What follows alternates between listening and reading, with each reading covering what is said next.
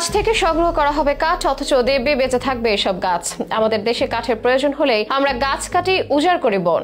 এটাই যেন আমাদের কাঠ সংগ্রহের একমাত্র উপায়। অথচ জাপান একই কাজ করে থাকে, গাছ না কেটে।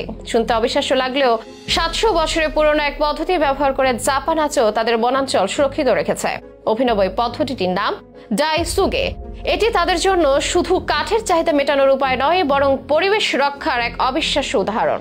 আজকের ভিডিওতে জানবেন ডাইসুগে পদ্ধতি কিভাবে কাজ করে, কেন জাপান গাছ না কেটে কাঠ সংগ্রহ করে, আর ডাইসুগে কিভাবে আমাদের দেশের বনাঞ্চল উজাড় করার হাত থেকে রক্ষা করতে সক্ষম। এসবের বিস্তারিত নিয়ে থাকছে এখনকার বিশেষ আপডেট।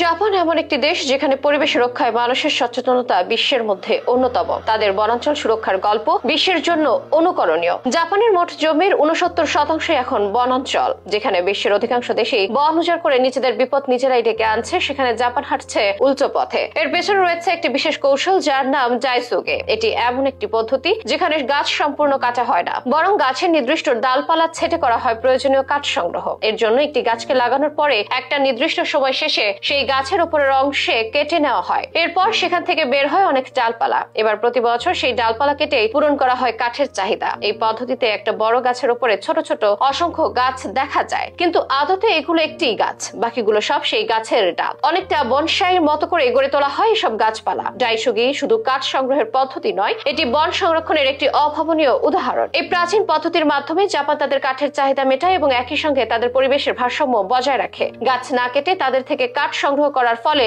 বনাঞ্চলের পরিমাণ কমে না, বরং এই পদ্ধতিতে গাছ শত বছর ধরে টিকে থাকে এবং কাঠ উৎপাদন করে। ডাইসুগি পদ্ধতিতে ছাঁটাই করা গাছ থেকে উন্নত মানের কাঠ পাওয়া যায়, যা সোজা, গিঁটহীন এবং টেকসই। জাপানের এই পদ্ধতি শুধু কাঠ সংগ্রহে সীমাবদ্ধ নয়, বরং এটি তাদের পরিবেশ সচেতন মানসিকতার পরিচয়। আমরা যদি একবার তাকাই নিজেদের দেশের দিকে, তাহলে দেখতে পাবো কিভাবে বন উজাড় করে আমাদের পরিবেশের ভারসাম্য নষ্ট করেছে। আমাদের দেশে কাঠের প্রয়োজন হলে নির্বিচারে গাছ কেটে ফেলা হয়। বন উজাড়ের ফলে পরিবেশ দূষণ বাড়ছে, জলবায়ু পরিবর্তন ত্বরান্বিত হচ্ছে, আর প্রাকৃতিক দুর্যোগের ঝুঁকিও ক্রমশ বাড়ছে। অথচ জাপান প্রমাণ করেছে যে পরিবেশ রক্ষা করেও কাঠ সংগ্রহ করা সম্ভব। এটি প্রথম প্রচলিত হয় 1400 শতকে। তখনকার সময় কাঠের সংকট মোকাবেলার জন্য এবং বনাঞ্চল রক্ষার জন্য এই পদ্ধতি আবিষ্কার করা হয়। দ্বিতীয় বিশ্বযুদ্ধের পর যখন জাপানের বনাঞ্চলের ক্ষতি হয়েছিল, তখন ডাইসুগি পদ্ধতিকে পুনরায় জনপ্রিয় করা হয়। বর্তমানে এই পদ্ধতি জাপানের বনাঞ্চল রক্ষা এবং অর্থনৈতিক উন্নয়নে গুরুত্বপূর্ণ ভূমিকা পালন করেছে। জাপানের এই পদ্ধতি আমাদের জন্য একটি বড় শিক্ষা। আমাদের দেশে বনাঞ্চল উজাড়ের ফলে প্রাকৃতিক ভারসাম্য নষ্ট হচ্ছে। বন উজাড় করার ফলে কার্বন ডাই অক্সাইড শোষণ করার ক্ষমতা কমে যাচ্ছে,